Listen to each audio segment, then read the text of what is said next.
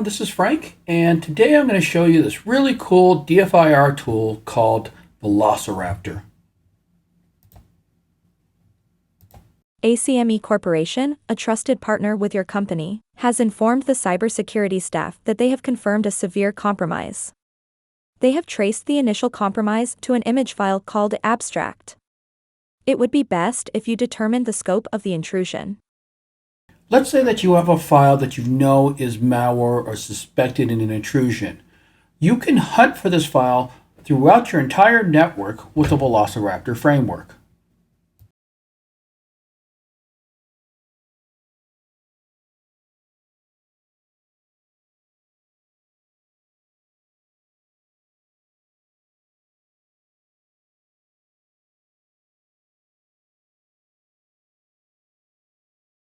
This is the main screen that shows all the clients. We are going to start with the threat hunting function. Navigation is on the left. Clicking the target will bring us to the Hunt Manager. Start the hunt by clicking on the plus sign. We are going to start with the File Finder function.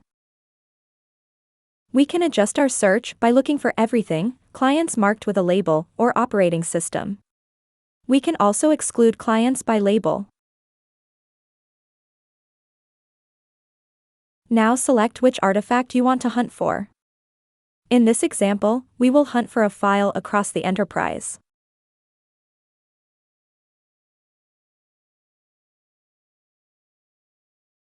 Clicking on the wrench will bring up the options. For the demonstration, we will use a benign file called abstract. Now we will configure the parameters. Each artifact will have different configuration options. Notice that the glob uses forward slashes even though it is a Windows box. The syntax on the file finder is unique. You will use a double star to identify the specific user. Quote the file name with star at each end and close the quote. Note that I am removing the extension. I will scroll down a bit to show other options, including calculating a hash and searching for specific time and date stamps. Velociraptor does give us the option to specify resources. In a large environment, we want to be cautious about how much resources we consume. The review will show us how the VQL code is written. Clicking on Launch will bring us back to the Hunt Manager. Notice the hunt is in a paused state. Make sure to run the hunt.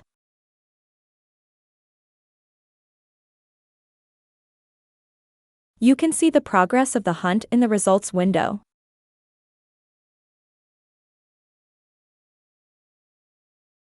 Requests will show you the VQL code sent to the clients.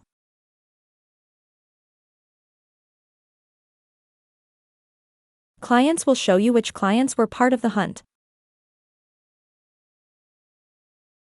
Notebook are where the results are. You can see that Charles Hardy and Carla Rush had the file on their systems.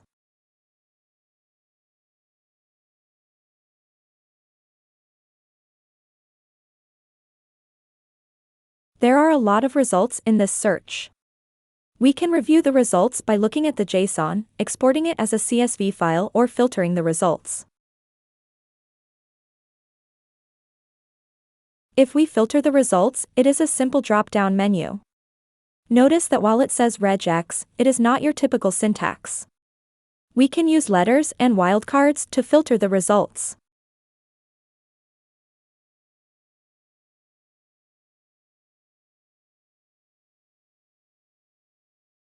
With the filter applied, I now only see the ACC workstation. The CSV file is your typical syntax with file location, permissions, size, date, etc.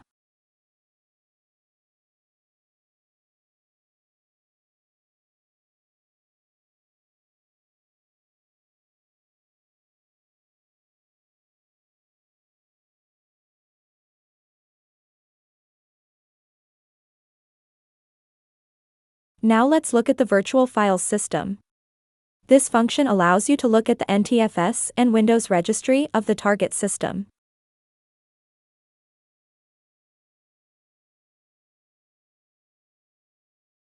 Navigate on the left and the refresh with the folder button.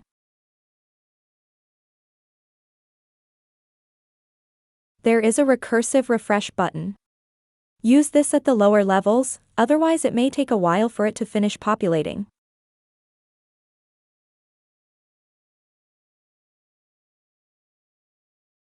Clicking on the user's profile, I can see all of Lara's files and folders.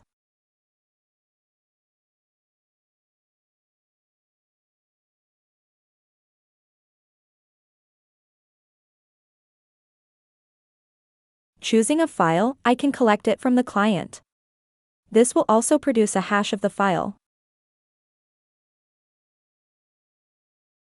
At this point, the file is only on the Velociraptor server. You can also download the file to the local machine. Be warned, if the file is malicious, you may infect yourself. We can navigate the Windows registry in the same manner. Let's navigate down to the Run key in the Windows registry. Any programs in this registry key will automatically start either on system startup or when the user logs in.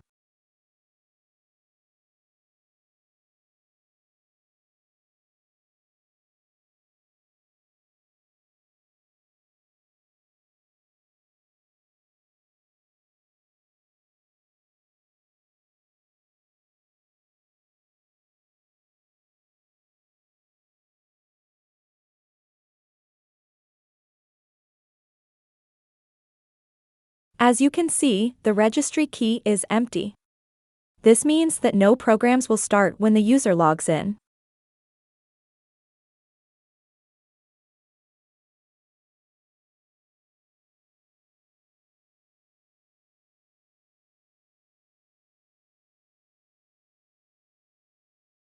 The last tool we will talk about in this presentation is the command module.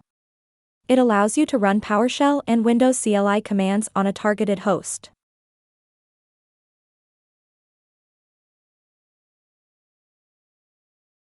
Once you click on the Launch button, a Stop button will appear while the command is running.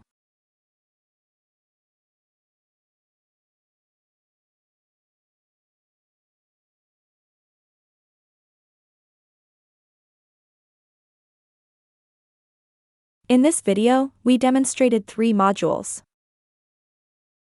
First off, how we can use Velociraptor to search for files across the enterprise. Next, we explored the Windows file system and registry. Lastly, we used the command module to run a command on a remote host. Thank you for watching.